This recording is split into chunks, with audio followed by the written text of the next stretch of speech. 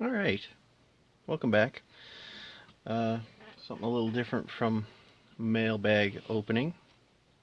Um, Took a little break from speed matching. A friend of mine, he gave me 3 locomotives of speed match, but I uh, I wanted to do something here that I've been looking forward to. So as you can see here, I have a F40PH Rapido locomotive. So it's F40PH-2D DC V rail. Now, I managed to get this I believe I mentioned this before in previous videos, but to help, well, basically to pay for this hobby, I draw house plans. I'm a draftsman privately uh, that I draw people's house plans and I get paid for it, and then I can take that money, which is outside of my household income, to help pay for this hobby because it can get expensive. So my budgets, in some cases, maybe more than others because they have, you know, less income because of they're taking it out of their household income. Needless to say, I didn't actually pay for this. A friend of mine that I draw plans for was selling this, and I was he asked me to draw some plans, so I bartered with him, and I took this as a partial payment for the house plan. So it's only DC for the most part. That's all he collects, um, but he's moving into DCC. But I uh, I wanted to take that. I have the Walthers coaches. I do have a Walthers F40PH as well, but this will replace that. So this is the instructions, numbers, and decals. But I never did get a parts diagram. I don't know if it ever came with one or if he retained it or lost it or what. But um, I downloaded this. I took a look. I was concerned when I bought the decoder, which is right here. Comes in these Rapido bits, and of course, the 2 speakers that they advertise on. I got these from Otter Valley in Ontario. Uh, this isn't a paid, uh, sponsored video, but needless to say, they must have come with speakers at one time for some of their locomotives. But with the parts diagram, it shows the 2 Apple speakers here. I couldn't tell you if it's actually in the locomotive. If it is, great. I will love it. If it isn't, I'm going to be disappointed because I need to now then find speakers. Anyway, I digress. Let's get organized here. Put some stuff in there. So, the fella I got this from basically got it, took it out of the packaging like this, put it on a shelf. That was it. I don't even think he took it out of this clamshell. I've had it out of the clamshell a few times. I personally have never ran it. I just had it on a display when we were trying to sell calendars at the mall one winter. And I just wanted to show people the quality of certain products. Now, with this, I want to install the decoder and hopefully get sound, provided there are speakers in the locomotive. There's not even soft plastic. I don't know. I'm assuming. I don't know.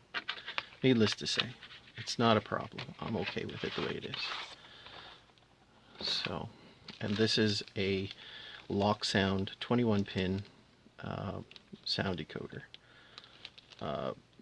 Got it specifically from Otter Valley, and they got it obviously from Rapido Trains. Now, little story behind it. I've been after this decoder for over, well, at least 2 years.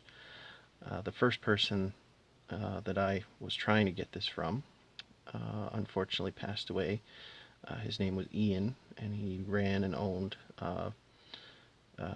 Don's HO service in Moncton, New Brunswick. So this kind of went by the wayside because he was getting a little bit of pushback because Rapido and Loksound were switching from their version 4 decoders to their version 5 decoders, and they had to upgrade the sound files. So I was kind of in that limbo space between versions, which caused me some great grief and time delay. Needless to say, I finally got it, and it's now a version 5 Loksound sound decoder. This is the instructions that come with it. Now this has got Rapido's proprietary sound files. You can't just go on to Loksound's website and download the files, which is great for Rapido.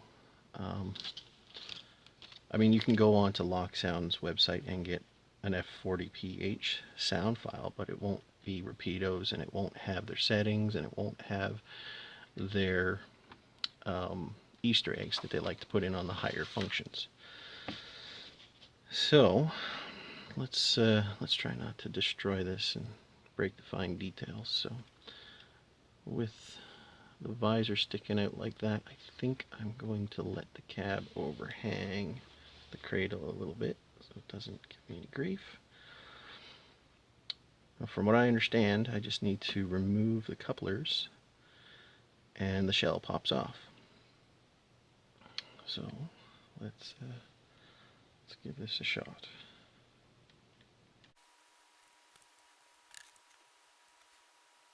Pardon my hands if they're in the way. I'm more interested in doing the work than letting you guys actually see what I'm doing. It's not exactly rocket surgery or brain science. It's just it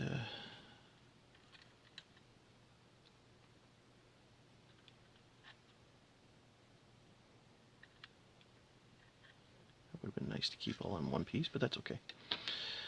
So let's pull this out of the cradle and gently put that aside. Drop this down. Now supposedly this should just lift up with some wiggling. Hopefully.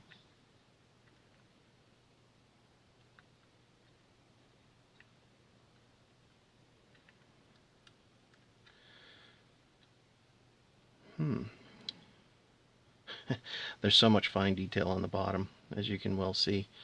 I really don't want to pull too hard or break anything.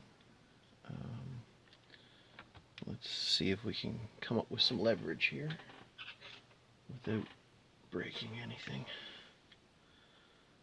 Let's see here.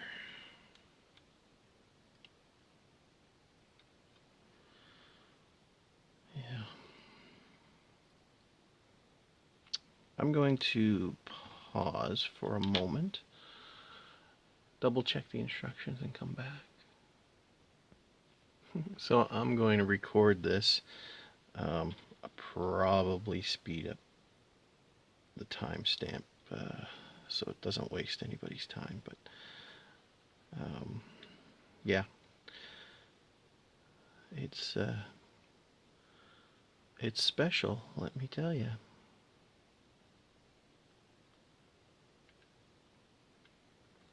I'm just not sure where the shell is compared to the frame. It looks like there's a gap. Yeah, it's a gap. Probably can't see it, but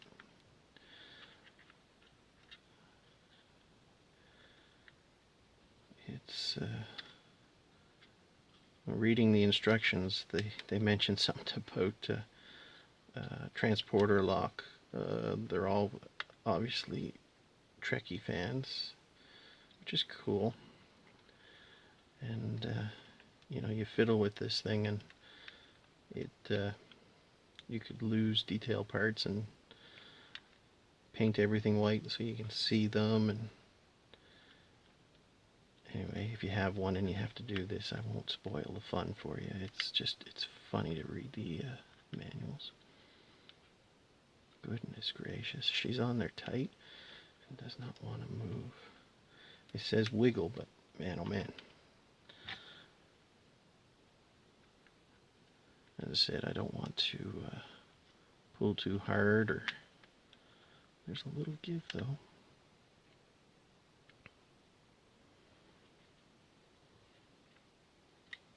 All the piping. A lot of people love it. Some people think it's not necessary. I'm indifferent. I just... Oh, do we have some movement? Oh. That leads me to believe there is some sort of a clip or something. Alright. Here I get the equalizer.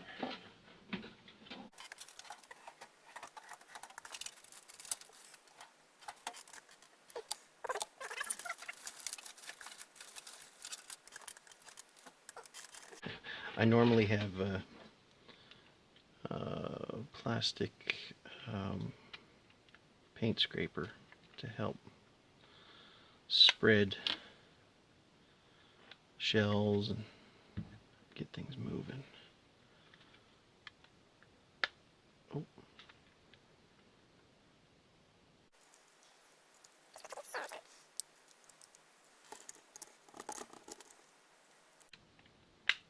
Haha, there are clips. Crazy people. Just wiggle it. Yeah, right. There are clips. Alright. This time I have to pause. So, yeah, there was a casualty. I pressed down in the wrong spot and I broke off a window shade. So I got angry and I got my fingernails in there and I wiggled it loose. The instructions lie because there are clips. It doesn't just pop off. There are clips. So I now have to repair that window shade. But here we are. And I'm afraid to say that I do not have a speaker.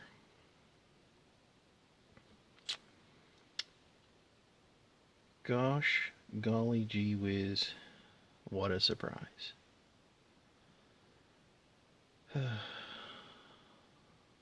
Not even wires to the speaker.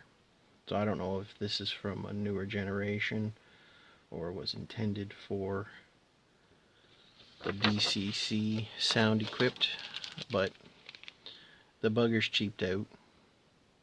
They have the decoder with no speaker, and there were supposed to be 2 high fidelity speakers. So what does that mean? Let's see here. Where does the speakers go? So, not knowing what's going on, I now have to determine how I'm going to solder speaker plus speaker minus.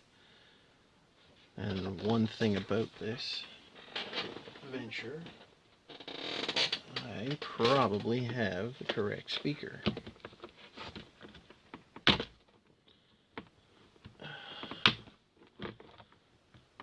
Maybe. I actually have 2. I don't think I'll be using 2. Because I can't figure out how they go. Unless they stack.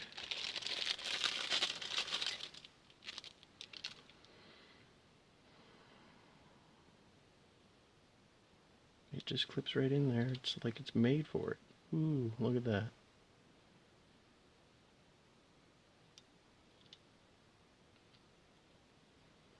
Curious to know which way it should go, though.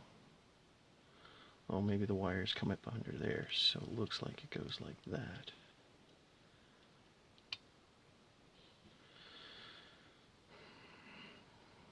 I have to order some more, I guess. Now I'm curious. I can't put, oh, look at that, I can't do that. There's that little hole right there for these, so I'll have to feed the wire through, solder it, and then place the speaker there. Where does the second one go? Or is it the same one? It shows two.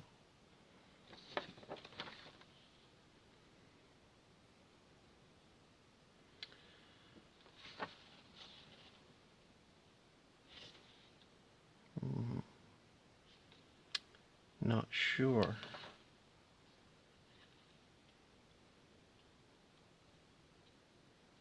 Anyway, I'm going to research this.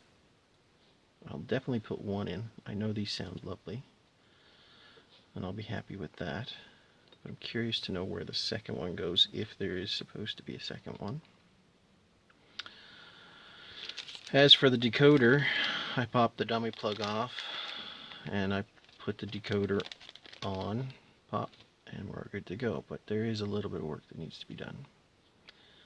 So I am going to pause and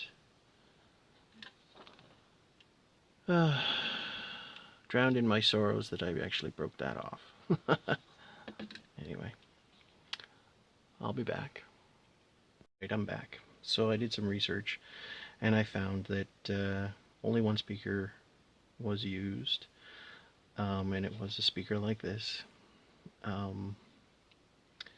So what I've done was I've tinned the connection on the speaker, and I pre-cut and tinned some wires. So now I'm going to do my best to try to wire these wires to this breakout board. So wish me luck. I'm a shaky person, so hopefully with just a tap of the iron these will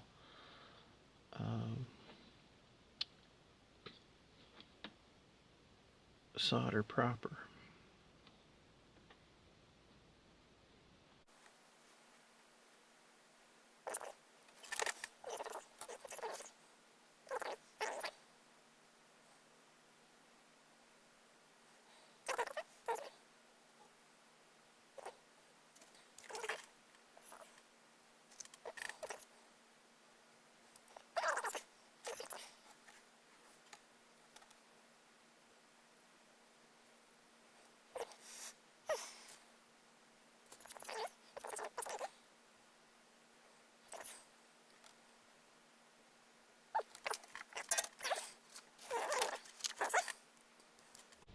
Let's make sure we didn't bridge anything. No, that's all good. That's good, that's good.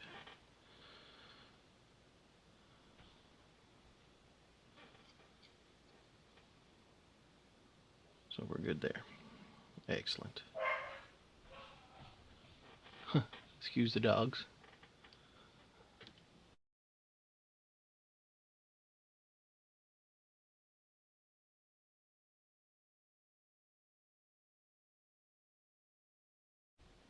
Alright, so we're back at it. Continuity's good. Everything's great. Dogs are running. So what I'm going to do now is reroute these wires,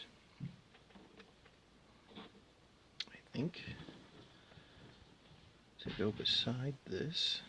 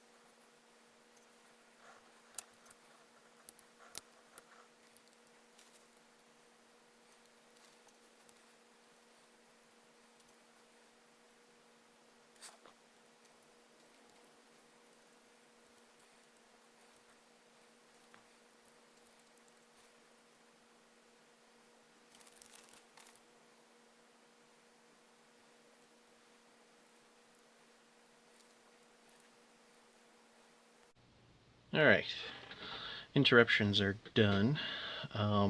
So, with no commentary, I had obviously already soldered the wires to the breakout board, routed them through, and soldered them to the speaker. And this fits perfectly into its little harness there. So, then I went and pulled the dummy plug and installed the decoder. So now I'm going to pop the shell back on, and upon further investigation with the broken windscreen or sunshade, this windscreen is a little bit more flexible than I would prefer. So I'm going to take some micro crystal clear and hopefully reinforce that with some adhesive. And now I'm going to clip the shell back on. I'm not going to install the couplers yet, but I'm going to install the shell, and we'll take it for a test run. I'm going to pause and reposition and set things up. Alright, so we're back. The F40PH is on the track. Let's give her some track power. While I'm doing that, I'm going to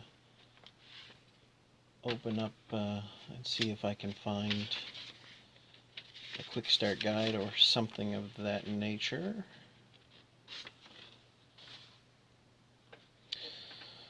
So let's turn on the track power. Oh, number boards come on. That's always a good start. We'll go to local address 3 because I don't have it programmed yet. And F8 to start it up.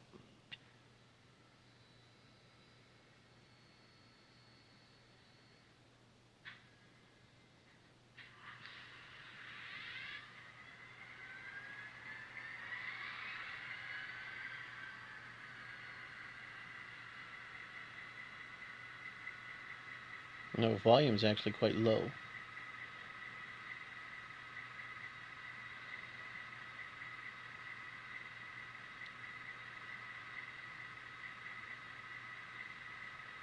We'll go to standby mode.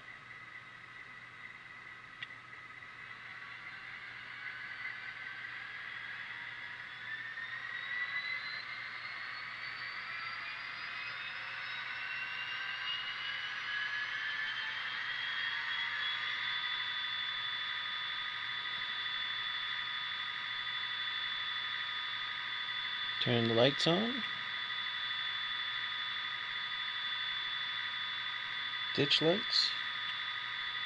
Very nice.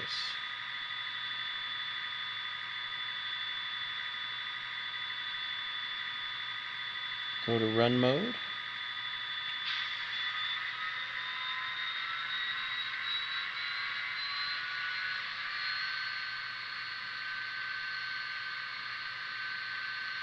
Bell.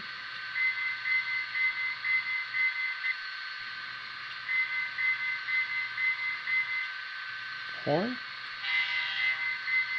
And bell.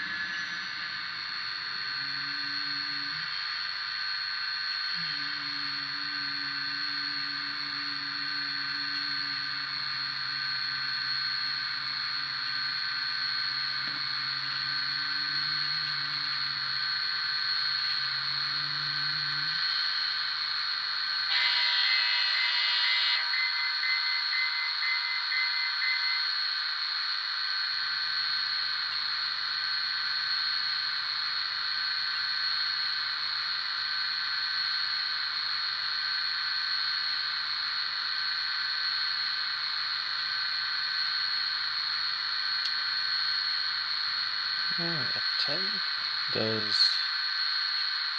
class lights. That's cool.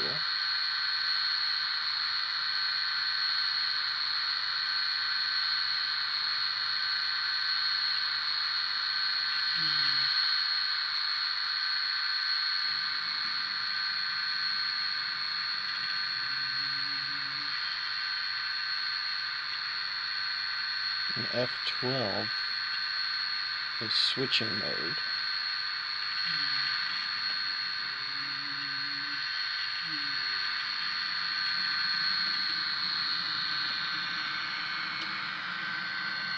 Which I think turns on the rear light. Oh yeah, the rear light is on. Look at that.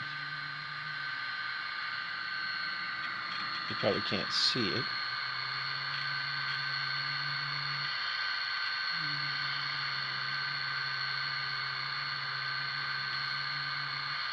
But if I turn F12 off, yeah, the light goes off. That's pretty cool. All of the functions work that I'm happy with. So,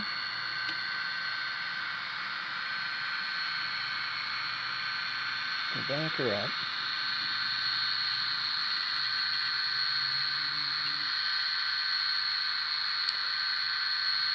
Turn it off run mode.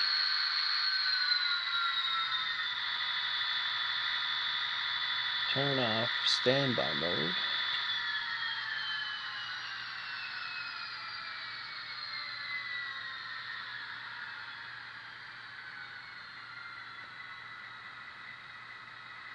And that's just a straight idle. And I will turn off and shut down.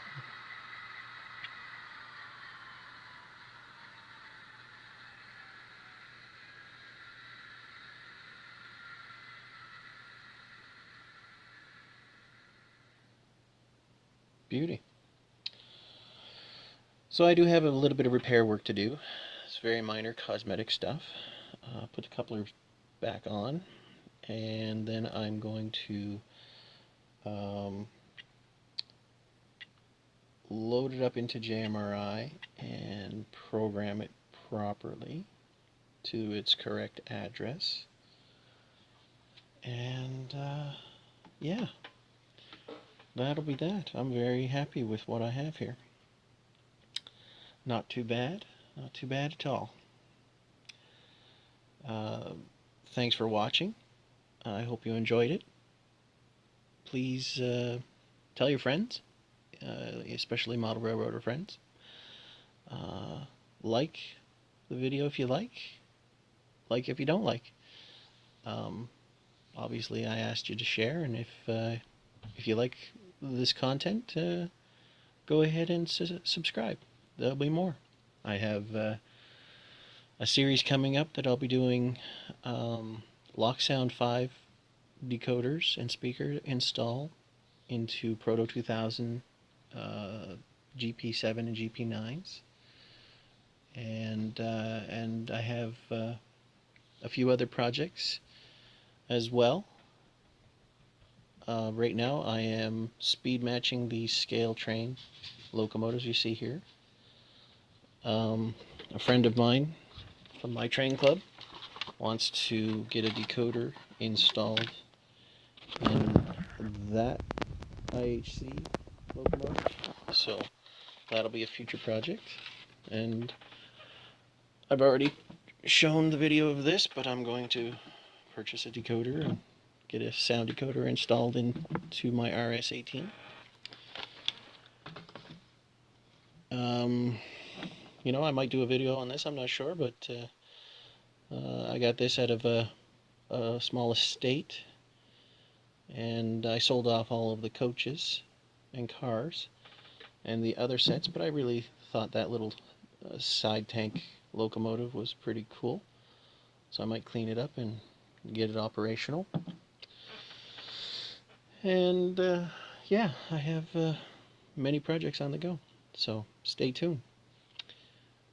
Thanks again. Stay safe. I'll see you next time.